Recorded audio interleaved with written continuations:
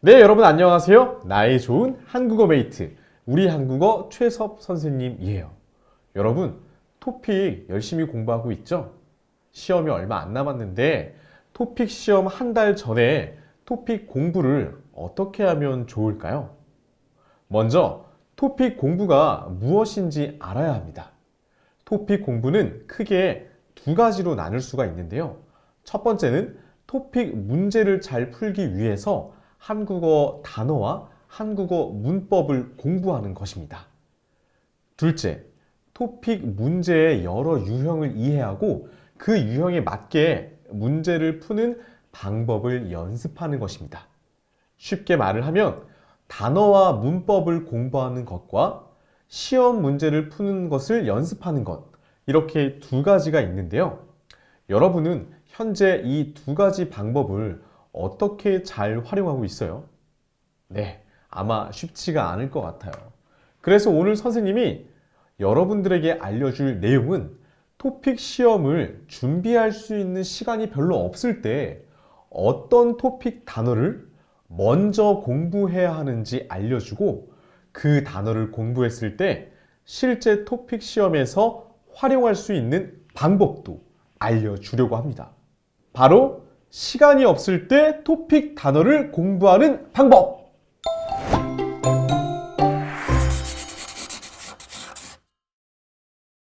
이 방법은 연습만 열심히 한다면 한국어를 6개월 정도 배운 2급 정도의 학생들도 토픽 4급에 도전을 할 수 있는 방법이에요. 그러니까 한번 집중해서 잘 들어보세요. 먼저 토픽 단어를 300개에서 400개 정도만 집중해서 공부해 보세요. 공부 방법을 잘 모르는 대부분의 학생들은 시험 전에 무조건 많은 양을 공부해야 한다 라는 압박감이 있어요. 시험 전에 많이 공부해야 하는 것은 맞지만 꼭 많은 양의 내용을 공부해야 하는 것은 아니에요. 그래서 선생님은 시험 때까지 시간이 별로 남지 않았을 때는 단어의 양을 늘리는 공부 방법보다는 문제 제시문과 선택지에 자주 나오는 상황을 중심으로 단어를 공부하는 것이 가장 효율적이라고 생각합니다. 그 단어가 300개에서 400개 정도가 될 거예요.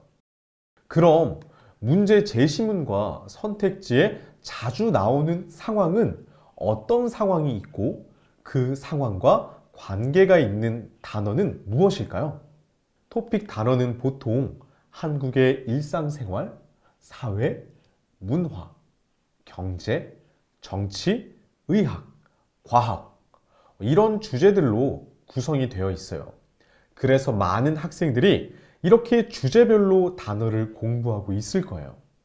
이렇게 주제별로 공부하는 것은 아주 좋은 방법이에요.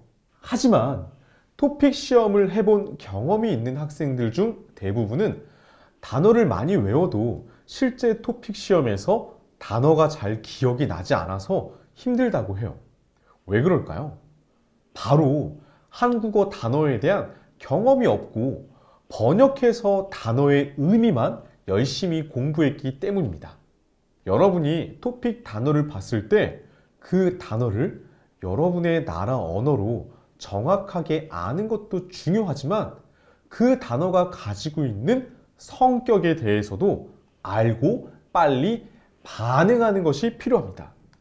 예를 들면 발전하다, 도와주다, 인기가 있다, 필요하다, 중요하다 이런 단어들에는 어떤 공통점이 있을까요?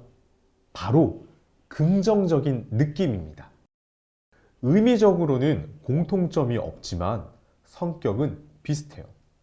어떤 긍정적인 상황을 표현할 때 사용되는 단어들이에요. 그럼 단어에 반응한다는 것은 무엇일까요? 반응을 한다는 것은 그 단어의 성격에 대해서 자기 자신에게 한번 이야기하는 거예요. 제가 가장 중요하게 생각하는 토픽 단어의 성격은 세 가지 정도가 있습니다.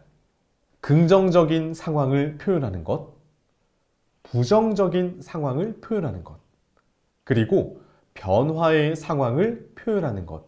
이렇게 세 가지가 있는데요. 이런 성격을 가진 단어들을 볼 때 여러분이 자기 자신에게 이 단어는 긍정적인 상황에서 사용할 수 있네?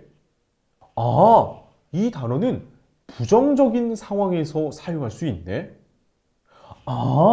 이 단어는 변화의 상황에서 사용할 수 있네? 이렇게 자기 자신에게 단어의 성격에 대해서 이야기를 해보는 거예요. 이해하셨나요? 이렇게 단어의 성격에 대해서 반응하면서 단어를 공부하면 실제 토픽 시험에서 긍정적인 상황, 부정적인 상황, 그리고 변화의 상황을 표현하는 단어를 볼 때 더 빨리 반응하고 그 단어에 더 집중할 수 있게 됩니다. 그럼 여기서 질문! 선생님, 왜 긍정적인 상황, 부정적인 상황, 변화의 상황을 표현하는 단어를 먼저 공부해야 할까요? 그 이유는 이런 상황을 표현하는 단어들이 제시문의 내용과 선택지 1번, 2번, 3번, 4번의 내용에서 많이 나오고 정답으로 있을 때도 많기 때문이에요. 실제 토픽 시험 문제를 보면서 설명을 해보겠습니다. 이 문제는 제시문의 내용과 일치하는 내용을 선택지 4개 중에서 찾는 문제입니다. 토픽 11번 문제이고 3급 정도의 학생들이 정답을 할 수 있는 문제예요. 지금은 문제의 내용을 설명하는 시간이 아니기 때문에 설명에 필요한 문장만 찾아서 보겠습니다. 마지막 문장을 먼저 한번 볼게요. 문을 열고 닫는 일처럼 간단한 일을 그렇게 하는 것만으로도 뇌 기능을 유지하는 데 도움이 된다. 문장이 길죠.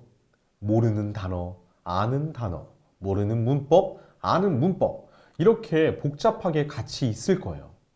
그럼 이때 여러분은 모르는 단어와 문법에 집중하지 말고 여러분이 쉽게 반응할 수 있는 긍정적인 상황을 표현하는 단어에 집중을 한번 해보세요.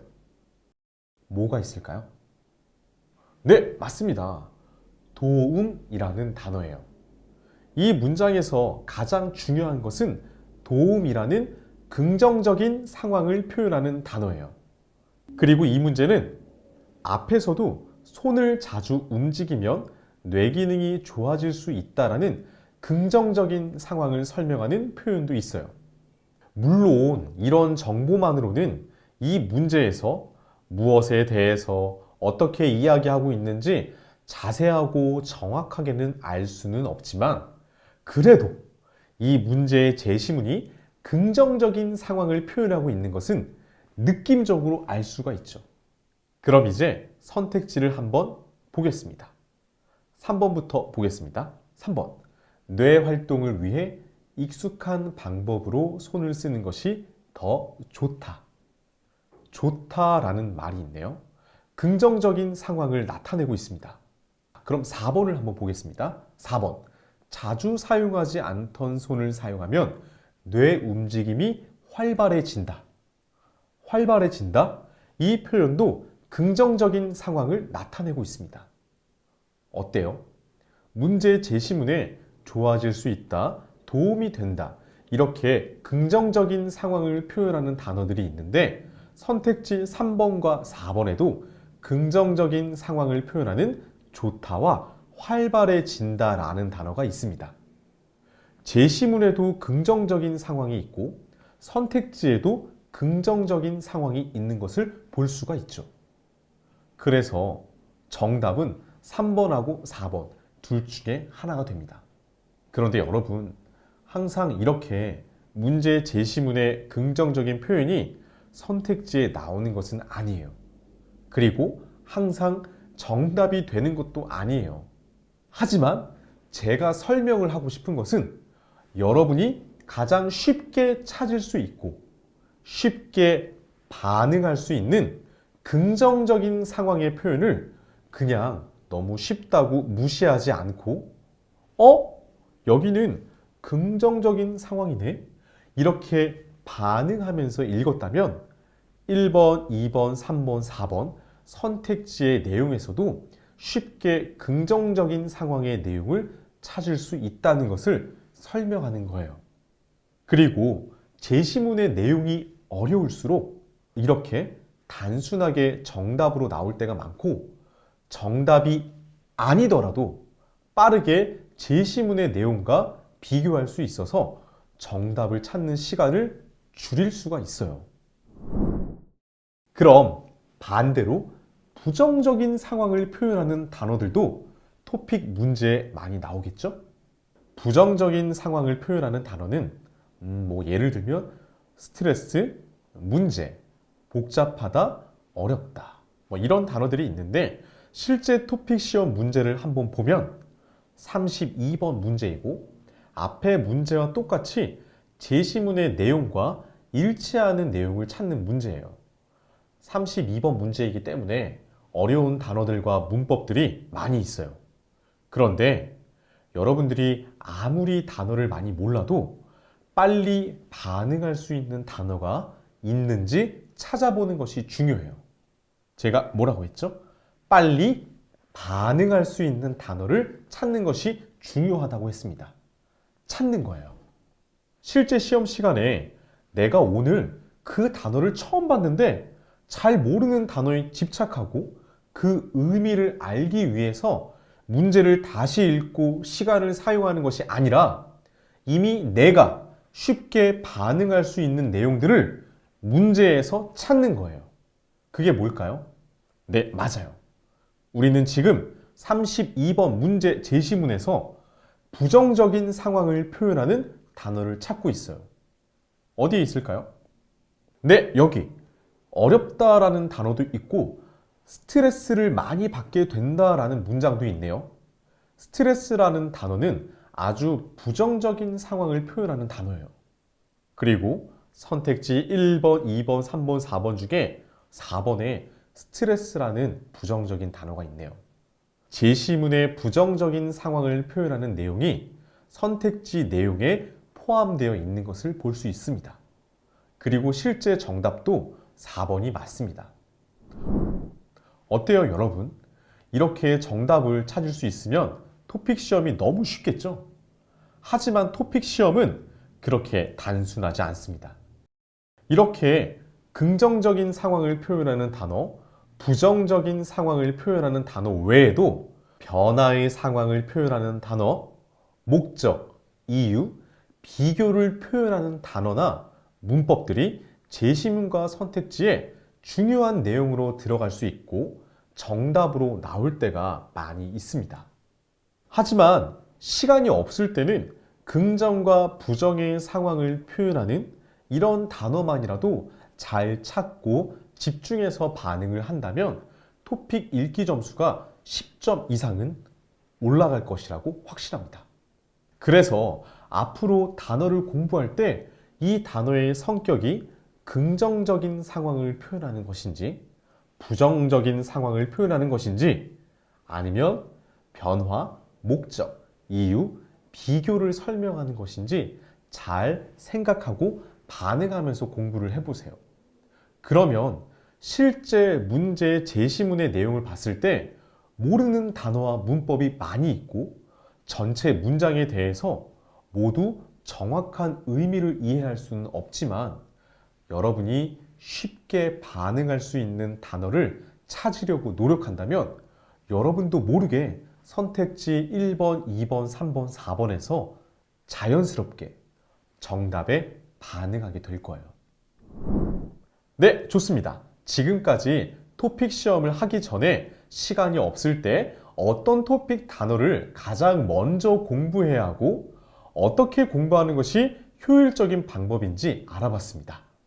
제가 가르쳤던 많은 학생들도 이런 방법으로 짧은 시간 안에 목표 등급에 합격하는 사례가 아주 많았습니다. 앞으로 저와 함께 토픽 읽기, 듣기, 쓰기에 대해서도 더 많이 알아갔으면 합니다.